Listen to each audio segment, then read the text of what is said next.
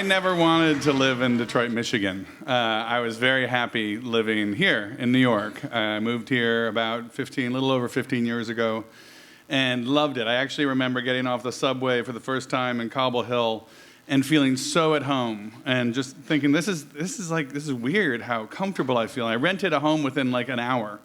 Moved my family there from San Francisco and just loved it. And went through a divorce, but stayed in the neighborhood because I just loved it. It just, felt very homey. And then after a few years, I realized why I felt so at home. And it was when real estate prices were taking off, and I realized that it was the Sesame Street generation who had all grown up with this motif of the brownstones and Oscar the Grouch. And, you just kind of expected Big Bird to come around the corner at any moment.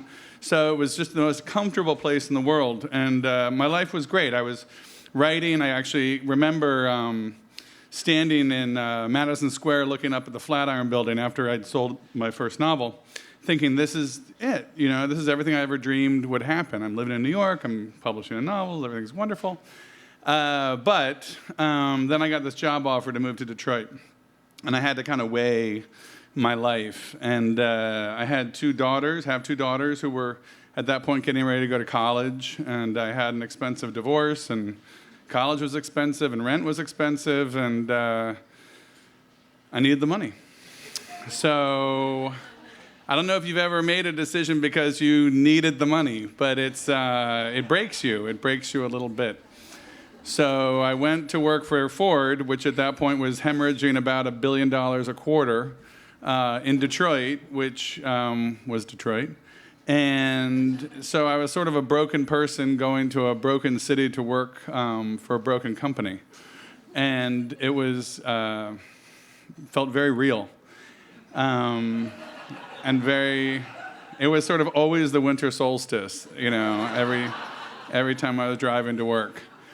But then interesting things happened. Alan Mulally came, and I don't know if you've seen him or read about him, but he came to be the CEO of Ford, and was really interesting. Alan is a engineer, an aeronautics engineer. He worked at Boeing for years, and he was all into sort of the simplification of the company. The company had all these different brands. It had Range Rover, it had Volvo, it had Mercury, it had just Aston Martin, Jaguar, and then it had at the bottom of the stack, it had Ford. And he was obsessed with simplifying this. And I remember once being in a meeting with him, and he said to his assistant, can I show Toby my conference room? And she said, yeah. So he took me down the hall to his conference room, and it was bizarre. He walked me, and he positioned me, and he stood, and he walked around, and he had set up all these foam core boards of all the different brands that Ford had all over the world. And he just stood there and he said, look at this complexity. And I'm the ad guy. I'm like, yeah, that looks pretty complex, But it turned out that he did this to everybody in the company just so they would recognize what he had to do. And he simplified things, and he sold off all those other brands, and he pointed people at Ford, and he said, this is your brand. And the other interesting thing he said is, you can love this brand. And saying that to the people who worked at Ford doesn't sound like very radical, but it was very radical. And actually a CEO talking about love was a really strange. I was raised by hippies, so I was used to it, but it still seemed very odd. I did an article in the New York Times about the work I was doing for Ford, and the next day I got a letter envelope from Alan's office, and I opened it up, and he had cut out the article, and he'd drawn a heart on it, and he wrote, thank you. It was really sweet, and like a nerd, I framed it, and I put it on the wall. Because he was saying to me, it's okay to love what we're doing here. It's okay. Actually, and there's another thing about Alan, which is that he always wears a red sweater vest, which ostensibly because he's a Kansas grad and that's their color, but actually if you squint and look at a red sweater vest, it makes just a big heart. So it's kind of been very interesting in watching the success he had, sort of saying to these people, you just stop the loathing. Stop the self-loathing, we can turn this thing around. Which was interesting because it applied to my life in the city as well. And I came into the city and discovered a lot of great things. I started writing about it, and I wrote a piece called Stop the Loathing, and everyone was like, yeah, I guess we should. I wrote a piece on $100 houses, and everybody was like, oh my gosh, and Dateline came to town, and 2020 came to town and said, we want to do the same story Dateline did. literally, like, where'd you shoot it? We want to go there. So there was a lesson there about the media. I bought a Mies van der Rohe house for $100,000 that was beautiful and wound up on the cover of Dwell magazine. And, this was a fantastic thing. It wasn't without cost. I walked out one winter morning and my car was up on blocks and the wheels had been taken off.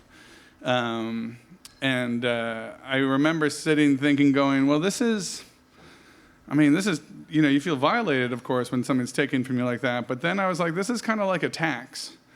And if I lived in a big house in the suburbs, I'd be paying the tax and I'd be isolated. But here, I'm meeting interesting people, I'm doing interesting things, and this is 4 tires, it's a tax, which helped a little bit. But I was able to do amazing things there, and I was able to find groups of people who were really interested in doing things, and we started a letterpress shop that's a storefront sort of art space that has been incredibly successful, and started a design store, because Detroit there are a lot of little things that places like New York have 2 or 3 of that we don't have any of, so you just say, let's do that too. And you find people to work on it with you, and these things succeed and they get traction, and it's really incredibly satisfying. And you can do things there that nobody can do anywhere else. So right now we're in the process of launching a place called Write a House. And Write a House is an organization, it's vocational training, in which we buy homes and then we send students into rehab. We buy a house for like $1,000, and then you raise the money and send students in to get the vocational training to rehab them. And then what you do with them is like a writers in residency program, except the writers get to keep the residents. They come in, and if they stay in the house for 2 years, you give them the deed. And you stabilize the community, and you add arts into the community, and you reward writers. And it's been amazing what a difficult time lawyers have had getting their head wrapped around it all.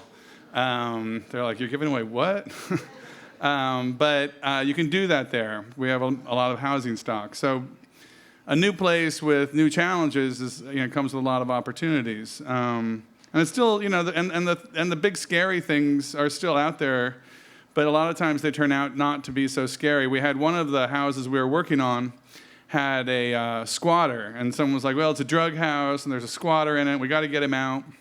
And I said, well, I guess I'll go over there and talk to him. And they go, well, you better get a cop to go with you, or a security guy or something. And I said, well, I'm a pretty big guy. I could be all right.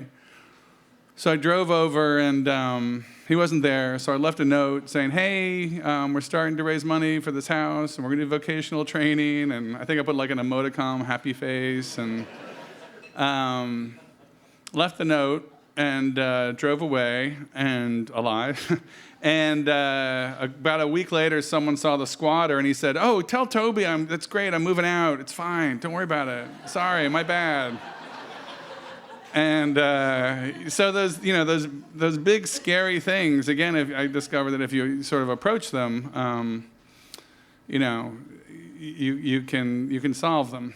And so I found a city that I really have a lot of passion for, and that I have faith in, and that inspires me. And if you were an aeronautical engineer, you would take all those words and you would combine them into the word love, and it'd be simpler. And simple engineering helps keep things flying. I never really expected to live in Detroit. I never wanted to live in Detroit, but it's home now. And it's not like a home on TV. It's a real home. So, thanks.